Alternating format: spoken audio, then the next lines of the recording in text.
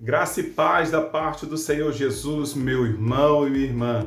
Pastor Carlos, mais uma vez, trazendo palavra de Deus ao teu coração. No episódio de hoje, nós vamos refletir um pouco sobre o contexto de Lucas capítulo 22. Nós estamos diante de um cenário em que Jesus, ele avisa que haveria de ser traído, após avisar que seria traído, ele causa uma comoção ali no coração de todos os discípulos, onde o verdadeiro traidor sabia que eles intentavam no seu coração trair Jesus, mas ele dissimulou a ponto de perguntar para Jesus, tal como os outros discípulos: Mestre, será que serei eu? Ou seja, ele sabia que ele tinha sentimentos de traição e mesmo assim ele decidiu seguir, após uma advertência de Jesus, com o seu caminho de traição. Jesus, quando ele decide ir para o Monte das Oliveiras, ele se depara com os soldados romanos e, junto com os soldados romanos, ele agora depara também com Judas, aquele a quem Jesus havia advertido.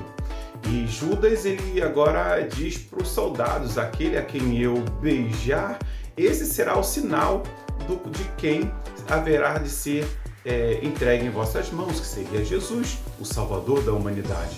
Mas eu não quero me prender muito nesse texto, não. Eu quero seguir um pouco mais adiante, dizer que Jesus, ele seguindo o percurso, a narrativa de Lucas, vai dizer que Pedro, ele veemente, ele diz para Jesus, quando Jesus adverte, diz que ele haveria de ser entregue nas mãos dos homens, para que ele pudesse ser morto, crucificado, sepultado, para que venha se cumprir o plano de Deus na vida da humanidade. Pedro diz que ele, se necessário for morrer por Jesus, ele morreria, mas ninguém tocaria em Jesus. E Jesus, ele advertiu a Pedro e disse: Pedro, antes que o galo cante 3 vezes, tu me negarás. E não foi diferente. Jesus, na sua onisciência, ele conhece os nossos corações. Ele sabe as intenções lá no mais escôndido da nossa alma. E Jesus, ele conhecia profundamente o coração de Pedro, tal como o de Judas.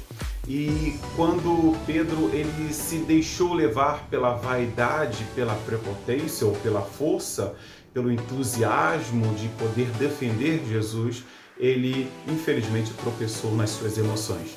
E quando Jesus foi entregue e foi levado ao sinédrio, Pedro, ele passou por algumas etapas ali naquele episódio.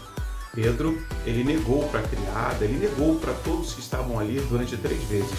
E num determinado momento, Jesus, quando ele nega a 3ª vez, o galo canta e ele se lembra das palavras de Jesus, que disse que antes que o galo cantasse, 3 vezes ele haveria de negar.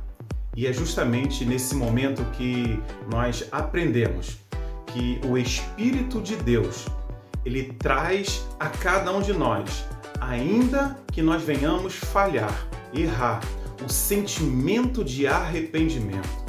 O Senhor nos dá sinal, e o canto do galo para Pedro foi o sinal em que o Espírito Santo estava falando para ele que ele deveria de se arrepender a ponto de confessar-se diante do Senhor. E Jesus, quando vinha passando em todo aquele processo de prisão, Jesus olhou profundamente no olhar de Pedro. E Pedro, estando em dívida, em débito com o Senhor Jesus por o negar, acredito eu que ele deve ter pensado assim: o Senhor vai me condenar, vai me julgar.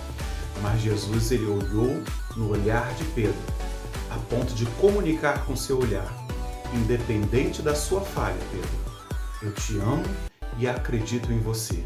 E vou continuar investindo em você. Arrependa-te. Moral da história? Nós queremos dizer que se o homem 7 vezes cair, a palavra de Deus diz que 7 vezes ele levanta o homem. Basta haver arrependimento e reforma de conduta. Esse código é seu.